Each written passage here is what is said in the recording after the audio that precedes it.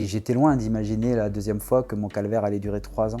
On n'a jamais, avec mon frère, vraiment parlé de ça, parce que son emprise était très forte, parce que pour moi, mon frère, c'était mon modèle.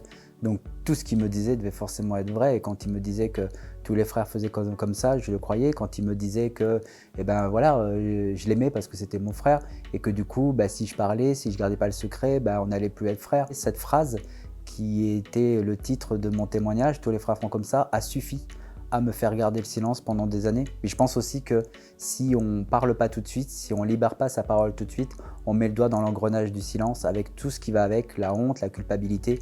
Et c'est très très très difficile ensuite de sortir de cet engrenage. J'ai pas compris tout de suite que ce que mon frère me faisait était mal. Je souffrais, bien évidemment, physiquement. Je souffrais moralement. Un jour, je me souviens, il avait arrêté de me violer depuis 1 an ou 2. Et je me souviens avoir entendu mes parents qui écoutaient une émission qui à l'époque s'appelait Les dossiers de l'écran. Et dans cette émission, je pense que c'était une des premières fois où une femme parlait de ça. C'était Eva Thomas, que j'ai eu la chance de rencontrer depuis.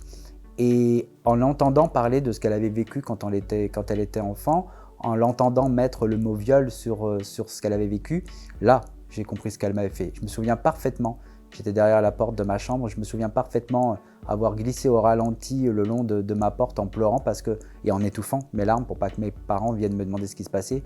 Parce que j'ai compris alors à ce moment-là ce que mon frère m'avait fait, j'ai compris toute cette violence qui m'est revenue subitement au visage.